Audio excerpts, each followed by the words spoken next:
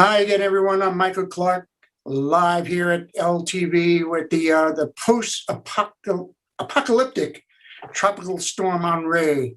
It is Monday, August 23rd, and I am here with East Hampton Supervisor Peter Van Scoyoc. Hello, Peter. How you doing? I'm doing great, thanks. All right. You're all dried out, and you had a busy weekend. Yes, definitely a busy weekend. Well, thanks for being with us today to field the questions and listen to ideas or generally chat live here on LTV's Channel 22 and the LTV YouTube page. We're here every Monday, as you know, 5 o'clock. And to our viewers at home, all you got to do is call that number at the top of the screen there, and we'll put you in queue to speak with Peter. And if you prefer, you can drop me a line on an email at michaelclark@ltveh.org. And I'll be checking my email during the show, and I'll read those questions aloud to Peter. So feel free to call in. So Peter, while we wait for calls or emails, a little bit about the storm. We were kidding around about it, but there's a lot going on. You had a lot to do, and it all went pretty well, thankfully. But why don't you give us a little bit of an overview? Well, we monitored the storm as it was approaching for several days and adjusting plans based on that. And of course, with a direct hit predicted, possibly a Category 1 hurricane during the height of the summer season, obviously that triggers a number of concerns, and we had to put a lot of things into place. We planned for the worst case scenario, which would have been a Category 1 direct hit. And thankfully, that's not what we got, but that meant all sorts of things, again, put into place. We had shelter at the East Hampton High School was opened up. We dropped sand at all of the oceanfront road ends that are of concern, strategically placed there ahead of the storm to block off those road ends to keep a storm surge from flooding into neighborhoods and to downtown Montauk. It was predicted to occur, make landfall right in alignment with the astronomical high tide full moon cycle, which is always makes the surge much higher. That's when the 38 hurricane hit, was on an astronomical high tide. Fortunately, the winds were not as high as expected. The surge was not as high as expected. And because it tracked to the east of us, it meant that we really were getting north winds pretty quickly at the height of those effects of heavy rain, and the wind came around to the north. That helped push the tide back, kept the surge lower than we might have expected it. The north side got hammered pretty good. Any of those homes that are along highly eroding beaches, Soundview Drive, Cranberry Hole, Kings Point, those areas, there was a lot of heavy wave action against the shoreline there. There was some moderate flooding, mild moderate flooding, but in the areas that you'd most likely expect, Girard Drive, Napeague Meadow Road, out in Lacey Point, but it really wasn't too bad. We were really very fortunate. And now, I was hunkered down at home. I'm sitting in my pajamas, my sweats, hanging out in the living room, doing all that. What was your view of it? Like when you said you dropped the sand off at those places. Right. Did you have any kind of anything coming over or any kind of damage? We didn't, not on the ocean side. As I said, some on the bay side, some of those low-lying areas. There was a little overtopping in Springs on Girard Drive at the second causeway. Right at the end of the causeway by the house there was salt water washing into the roadway. And again, those were areas where we had put out a notice of voluntary evacuation because we did have some concern that there could be some flooding of those roadways and people would be isolated for a period of time. We didn't expect anything significant enough to warrant mandatory evacuation, but of course we were tracking that all along and updating our plans and advisements based on the latest, best intelligence. Now, Jason reminded me of something just before, because I was kind of kidding around after the fact, right?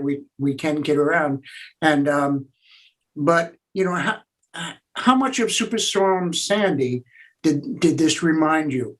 Like, because that was only a tropical storm, but it was the the high tides and the full moon and the whole thing. Was there any kind of correlation there?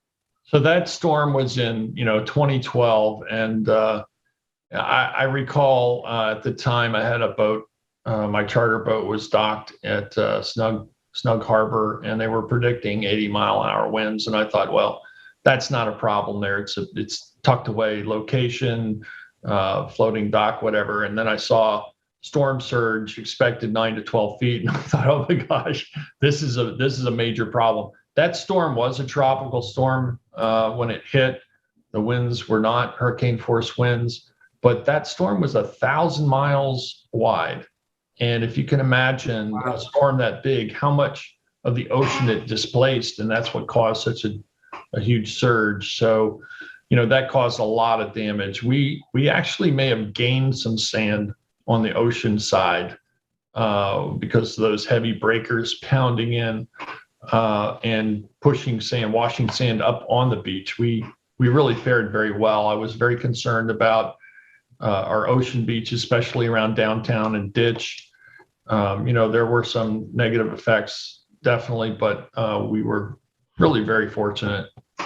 Well, you were right out there on the beach getting your interviews from the Weather Channel and all that kind of stuff. I'm glad everything went well. And, obviously we were very prepared. The town was very prepared. So, yeah, and I just want to, give a shout out to our emergency preparedness team. Yeah. All the town staff, that work with me to get prepared. They really did such a terrific job. And I want to thank, the community for heeding our advice and staying indoors and not being out and about. That was so helpful. Any kind of the emergency crews, the highway department clearing down branches, and PSCG being able to repair down wires without people out and about, it makes things much easier. And of course, there was some risk with trees falling and debris flying around and live wires. We really didn't want people out. And of course, we didn't want people in the water. The ocean was a very, very dangerous place. And, we did have some concern that, with the summer population, that there may be a number of people didn't realize just how dangerous it would be. So we were busy trying to keep people off the beach. But for the most part, people heeded our warnings and really weren't out and about. It came down a little later when things eased up to just take a look at that spectacle that is Mother Nature. The placid, gentle, benign waters turning into a raging, wild force. And that's really something to behold. And the surfers, of course, I'm sure there was a few of them around after the storm, I bet. But all in all, I think everything went. I don't think we could ask for much more. So, Peter, you have a town board work session tomorrow at 11 o'clock right here on Channel 22. No, we're not. We're off until September. Oh, I'm sorry. I got bad information. Scared me there for a minute. Okay, well, that's all right. Yeah, we've had our last work session of the month of August, and we'll be back on September 2nd. That's our next work session. Okay, you're right. I see that here. I'm on the wrong week. So next week, I'll give you a heads up as to what's on the agenda, and we can talk about that leading in. Sure. We are going to have some airport workshop meetings coming up. As you know, we're going to be on September 9th, 7 p.m. We'll have a meeting, and these are re-envisioning meetings. We're inviting the public in for a brief presentation and then breaking up into smaller working groups, because we want to hear directly from residents, what they think we should do when we regain control over the airport. Some people have called for its closure. Some people have said, don't change a thing. I personally believe we absolutely have to change something, because it really has gotten to the point where the volume of air traffic and the impact on our quality of life has kind of gotten out of balance. So we'll hear from the public, and they can tell us what they think, what types of aircraft bother them, how they think operations should go. We're going to start gathering that information at a number of workshops, the 9th, 10th, 13th, and 20th. You can go to the town website and get all the particulars about that. We also have press releases going out. And postings in local papers. So we want to have those discussions and continue moving forward because at the end of September, we will have the ability to gain control and regulate the airport once the FAA grant assurances have expired. All right. And folks, if you have any thoughts on that, as a reminder, please call in, voice your ideas, opinions, concerns right here on Channel 22 right now and every Monday at 5 o'clock. And, it's your opportunity to speak directly to the town supervisor and to share your thoughts. So I encourage you to do that. The number's right at the top of the screen there. So, Peter, there's also a press release today on the ease of the restriction on the gas-powered blowers, right? Just for this week, I think? Yeah, just for this week through Friday. There was a provision in that legislation that allows for a suspension of those rules.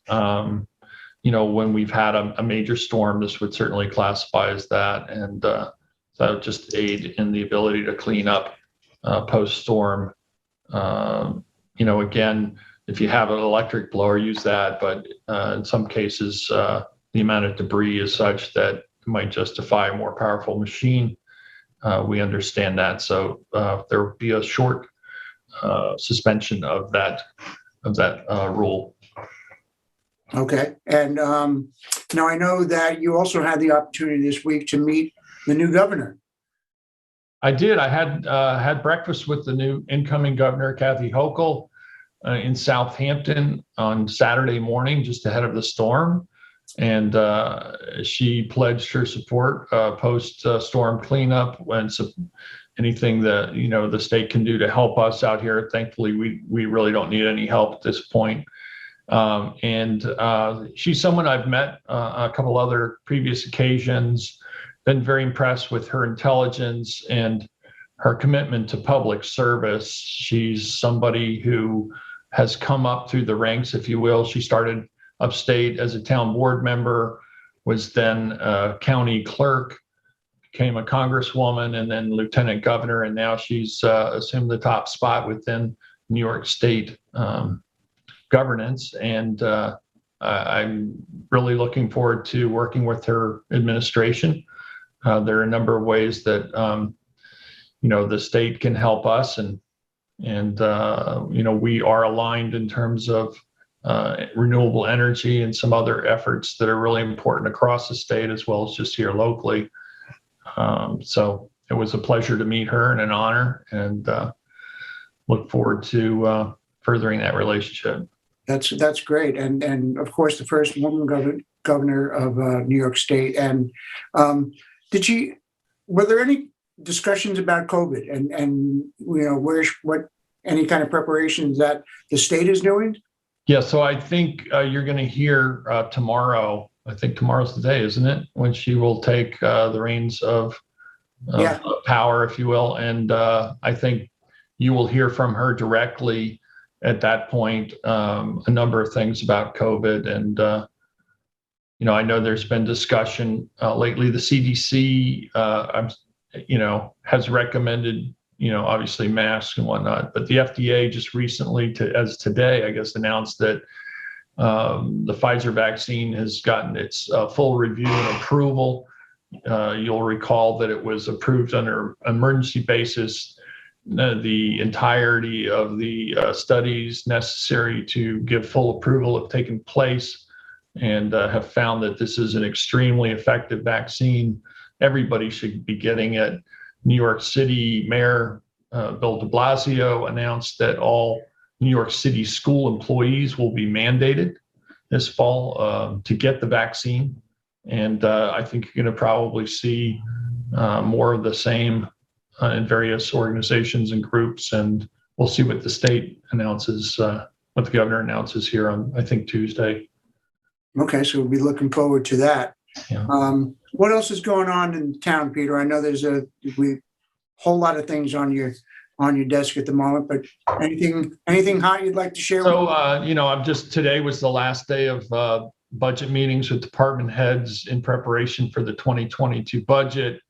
We'll be looking at all those requests, and I'll be preparing the budget in conjunction with our finance department and budget officer, Rebecca Hansen. And, I'll have that submitted as preliminary budget probably before the 30th of September. And we'll take it from there.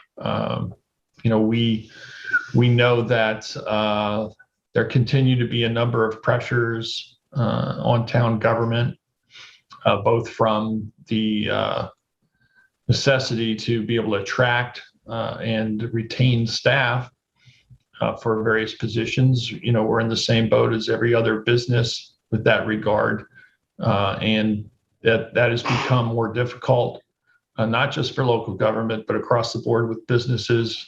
I noticed that the South Ferry had announced that the delays in crossings may occur and be extending due to the fact that they're having staffing problems. There's staffing problems all over. Most businesses are having some sort of problems with staffing. I know some restaurants who, instead of being 7 days a week are now, not operating on a particular day of the week because they don't have the staffing. Yeah. They need to give the people they have a break. So I'm going to be looking to address that in a couple different ways. I think that's a crucial piece that we need to secure going forward. I have discussed, and we're looking into the possibility of having a hospitality fee or tax.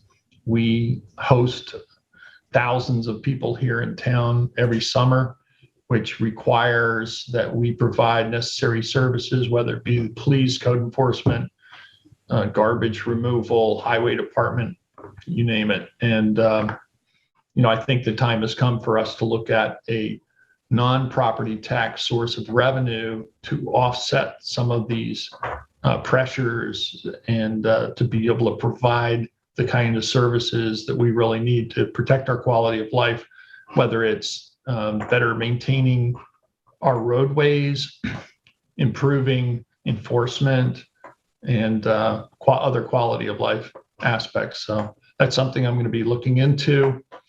How does that work, Peter? Do other resort communities do a similar thing? So, across the country, there are a number of resort communities that are very similar to ours, where the population fluctuates and they have to provide services well beyond what their population would otherwise justify. And, that's usually done in the form of some sort of hospitality tax or surcharge that goes directly to the municipality. And that in many cases can provide for free transportation shuttles. We're obviously not building any more roadways here. Right. And we really can't be widening our roadways, and we're beyond capacity on some of our roadways now. So we need to get people out of the cars. We need to provide reliable ways to get from point A to point B.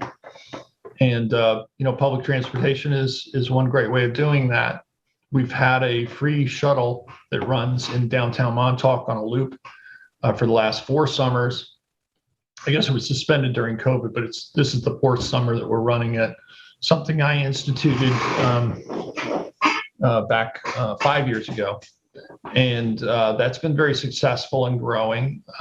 We see the free ride service going around. That's popular. So we need to do more of that. I'd love to see the LIRR, in addition to just the Southport Commuter Connection trains being reinstituted this September 7th to help with commuters. I'd love to see a shuttle service on the train that ran between Montauk and Southampton Village, or maybe even Hampton Bays, that just ran continually. We need to improve that infrastructure, have more railroad sidings so that these light trains could just continually run back and forth. That would alleviate quite a bit of the traffic on the highway, I think. We give people an opportunity to go from one hamlet to another without going on the roadways. And it would be great to be able to, improve that sort of last mile of service, either with some free little shuttle buses or more bike-friendly, pedestrian-friendly pathways. Yeah, that's an interesting proposition, because I drive just a short amount of, short distance between my house and LTV.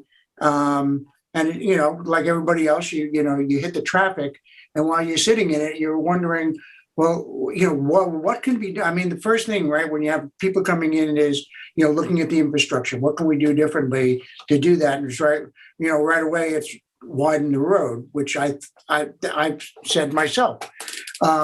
But how, you look at the road and say, well, that's not realistic. How can you, what can you do?